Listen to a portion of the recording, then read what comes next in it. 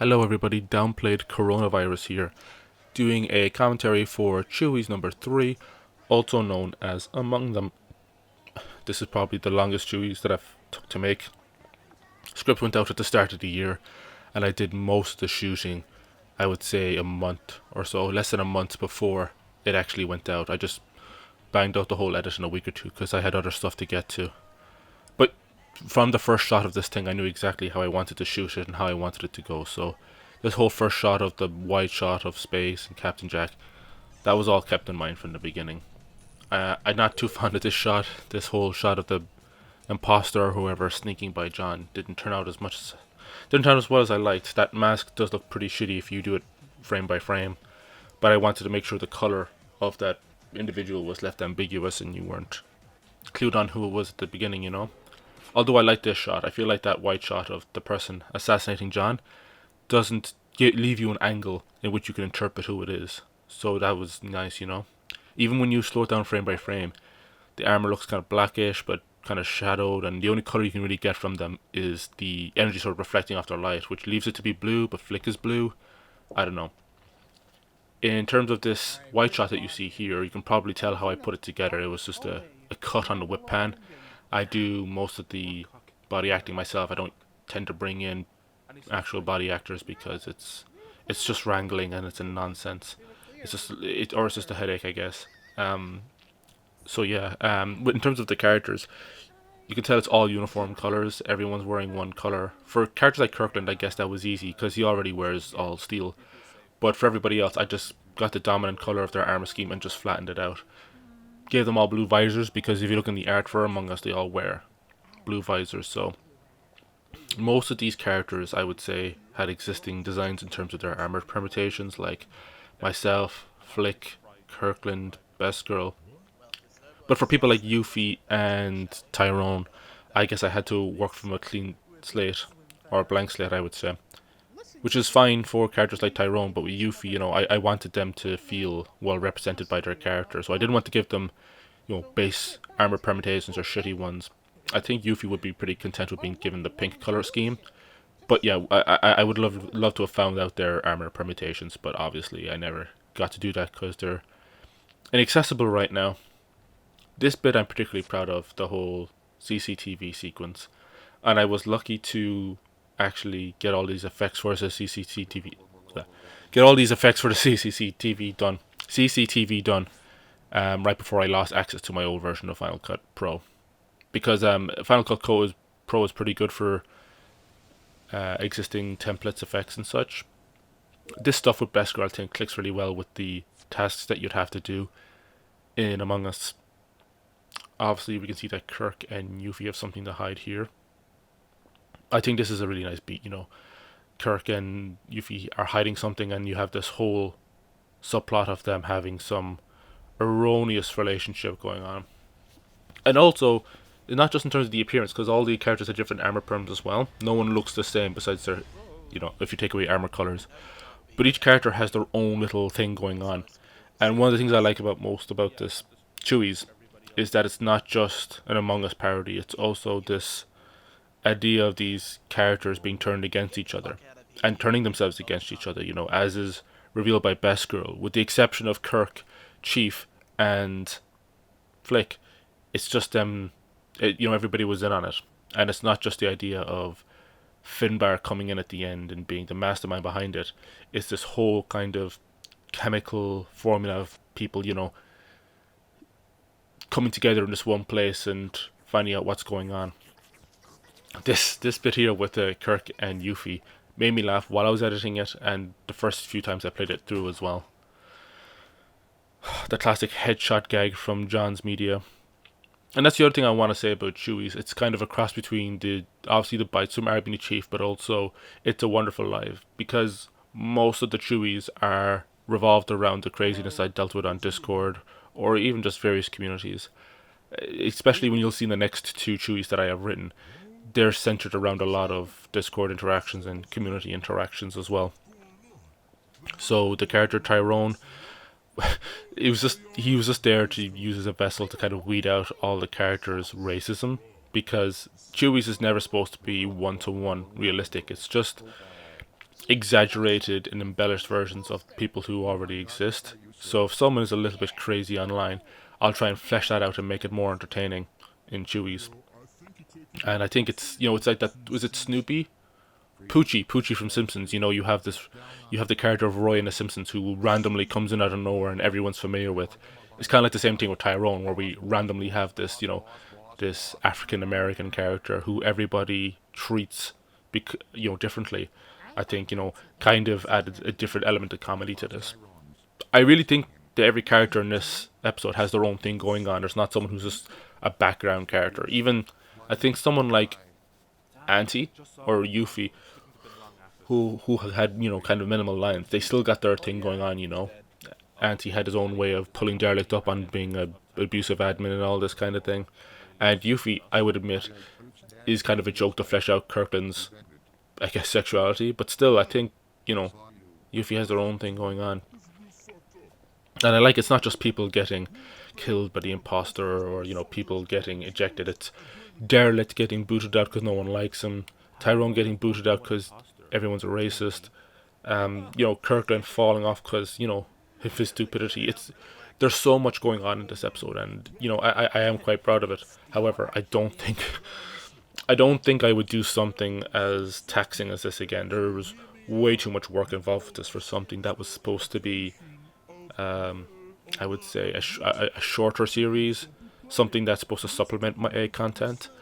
This comes across as an A content video. This is the only other video or machinima that I've worked on as hard as this was Civil Discord. And the fact of the matter is, Chewwies are supposed to be short, fun things, and this turned out to be some kind of, I won't say epic, but something much more immersive. I love the shot of Tyrone flying across. I think that perfectly goes with what you've seen from Among Us when someone gets booted out of the ship. It was also difficult, having to constantly change out and get the armor permits right and stuff. I thought I'd have to use Forge, because Forge will put uniform team colors on people, but I don't think there's a black team color or a brown team color. There's a brown team color, but I wasn't able to get all the colors that you would get in Among Us for the characters. And the colors go well, my dominant color, my armor scheme is red, Flick's is blue. Flick's is always blue, Kirk's is always all steel, so for a lot of the characters I didn't have to mess around with the color schemes too much. So for anyone who's familiar with the individuals featured, it was easy to pick up who was who outside of their voices, I think this was one of the last projects that Flick voice acted for. That is to say, unless, he's auditioned for the upcoming episode of Our Being a Chief. This scene with the card is nice because it's like the previous scene with Kirk and Derelict. It shows how paranoid everybody is getting and untrustful of one another, but it also sets up the last scene, or the second last scene, where Flick has to run back and do this card task to complete the game, because it's the only task that hasn't been done yet, and I like that. However, I think I didn't want to put in this whole thing about people becoming ghosts and completing their tasks. I prefer the idea of when someone dies, their tasks are almost completed by default, but it becomes more difficult because one person has to get their tasks done then and escape the imposter. Kirk did a really good job on the voice acting, just to give him props on it. Flick did a really good job as well. Everybody did a good job, but I was really surprised with, Flick, a guy who, gives questionable takes and questionable scripts, but he really came through on this.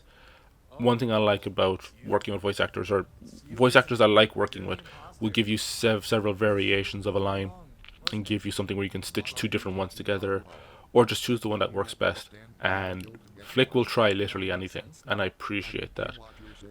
Another thing I appreciate is when people just follow the script. I've done, I think, in one or two of the Chewies I've done before, people just would not follow the script. But in this instance, with the exception of one or two lines from Flick, everybody followed it to a T. And I think, even though some bits turned out differently than I imagined, I think, it's pretty close to what I saw in my head. Especially this part where, they stop backing up for a second and they ask about Yuffie, and Kirk goes, "Oh yeah, I killed him." Chief goes, "No one cares." And then the music continues again. I think it's really close to what I had in my head. Flick was really good in this part as well, I guess. I don't know. I definitely won't be doing anything this complicated again. The script for Chewie's 4 is already floating around there, and I have lines back from one actor already. It's going to be much simpler than this, but it'll be, I guess, just as accessible because it'll be another parody in a way.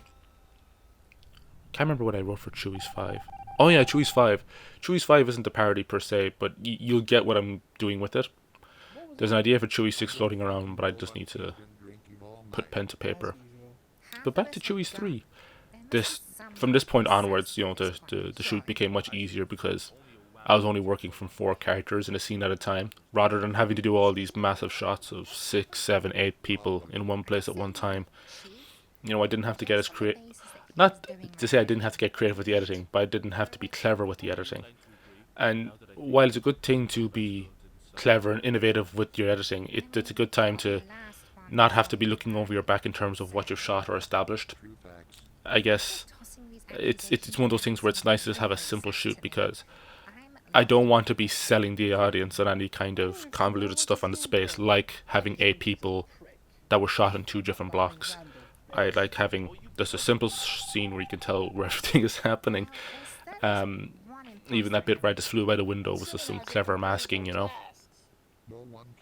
Yeah, so this is obviously the start of our 3rd act now, where it's just 3 characters left, and you know that the imposter is likely one of them, because we haven't really put down the idea of Finbar being in the background. And it occurred to me to put Finbar in the background of some shots, like an Easter egg, similar to how John had done the 2001 arc, but I feel like that would already take the audience away from the idea that someone that we do see on screen already could be a killer. So you kind of had this whodunit vibe where you're trying to do the mental legwork in your head about who on screen could be the imposter. And, I like the idea of it being Best Girl because Best Girl has this delivery, I guess, that lent it to being an imposter, but at the same time, she wasn't the mastermind of the whole thing. And it wasn't even necessarily Finbar either. It was just Finbar who killed John and Flick. And I thought that was funny because, Finbar is Scottish, so he killed technically 2 Scottish guys, right? Because John is part Scottish. I liked the whole way I guess that worked, and he signed it off nicely. This scene comes together really well, I think. It's Flick becoming very anxious about Best Girl disappearing, and he's not quite sure if she's been killed or if she's vanished because she's the imposter, but he sees an open vent, and that's enough for him to be concerned. I was going to put in the sound effect of Chief getting killed here, but I like the idea of him just already being dead. I was going to not have the energy sword in Best Girl's hand, but I thought it would be a better idea for her to be holding it, just because it would lead you to believe that she had killed him, And in truth, she was prepared to kill him, and she was prepared to kill Flick, but she was doing that kind of Machiavellian villain speech just before she did so. And obviously comes to realization that Flick didn't kill Chief, nor did she. And I know it's a bit contradictory for a Among Us narrative for Flick to be able to kill because he's not an imposter, but I think it's a neat mechanic to have in there, because if the people who aren't imposters can kill as well, then it would make it very, how would I say this, it would raise the stakes a little bit, because why would someone who's an imposter kill, So yeah, use a little bit of music from John here because, while I was shooting it, I was like, a John track would suit very well from here, particularly a Season 8 track. And there was maybe 3, 4, or 5 tracks that would suit this scene very much, but I decided to run with them. I think it was track 81 or something. A lot of tracks for that season. But yeah, even shots like this give it a little bit of a sinister, dark edge, I'm really proud with how this scene, how this episode plays out. I think from this point onwards, the ball is very consistently rolling. And I hope that's the case with most of the scenes. There's no filler scenes, or there's no scenes where nothing is really happening. I cut a few lines out from Chief over him confronting Kirkland on who was doing what before Kirkland dies, but they didn't seem to make a whole lot of sense. It was just some lines about Auntie and why Auntie was killed. And when I sent them to Kirkland, I'm sure they made sense, but they didn't make sense in editing, so I just cut them. I should have held a little longer on the shot of Flick getting the card swipe right. But from here, you already know that the character is orange from when he kills Beskar, so we cut up to this shot of Finbar. And obviously, because, all the new armor in MCC, I had to make use of the new armor effects, or the armor permutations, as well as being able to put the saber in Forge. So obviously I made use of the sabers in all of the maps and had him repair it and fly out, and you'll see why that is in the next Chewwies, because this whole credits, or if you want to say mid-credits or post-credits thing, all ties into the next episode, so don't worry. But obviously it also ties into one of the RB bowls as well, because I like the idea of tying my work together. So that was done with the green screen. Oh, smoke and mirrors. I don't mind saying how I done it, because the coolest stuff I do, I don't usually say how I done it. But obviously I had this 999 song as well, which I really liked. So yeah, this effect came together really nicely of the fonts coming in. And yeah, this was Chewwies 3 Among Them. Please stay tuned for the next one.